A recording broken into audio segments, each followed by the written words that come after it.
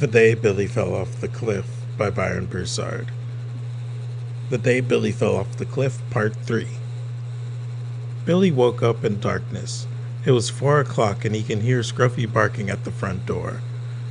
Billy felt no kind feelings toward anything. Billy felt no kind feelings towards anything. He did not move. All the blinds in his room were closed, and the only light was coming from the 60-inch television playing softly in the living room. Billy was not glad that the robber left it behind. Scruffy made a whimpering sound and scratched at the door. Billy contemplated checking his cell phone. The phone was 3 feet away and face down on the end table. Billy thought hard about taking those 2 steps just to see social media, but couldn't seem to think of why he should do that. Scruffy stood in the doorway and barked at him. Scruffy stood in his doorway and barked at him. Billy stood up and made his way slowly to his phone. He took a deep breath, rolled his eyes, and dialed his mom. Sharon acquired more details about the items taken than the police did. The whole process left Billy feeling more alienated from the things.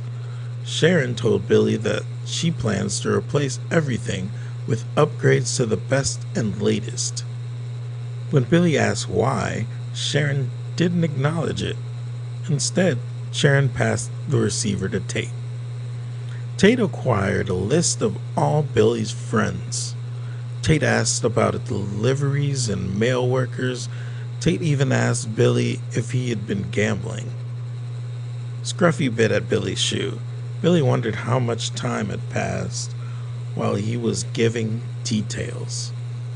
A few times during the conversation, Billy had asked Tate why, and each time Tate would respond that it's to help Billy.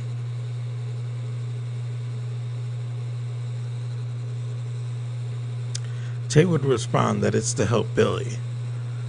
Billy walked around his kitchen looking for Scruffy's leash. He took 3 trips around the island and twice checked under the seats before remembering the leash was flashy and taken in the robbery. Billy asked himself why. Frustrated, he went to his room to pack a bag.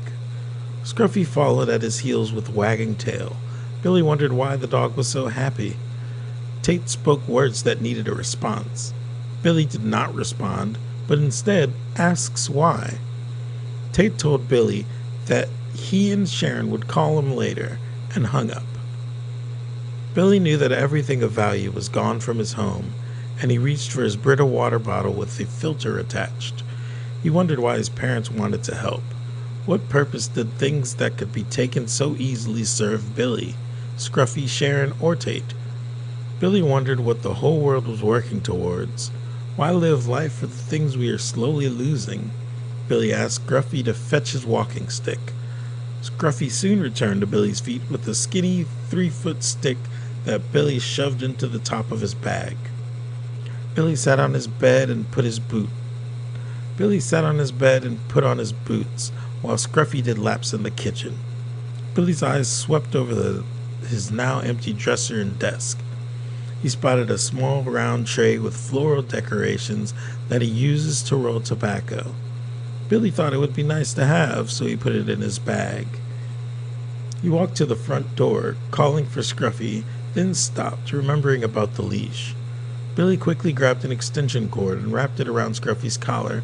Passing once again through the kitchen, Billy spotted a box cutter and added that to his bag.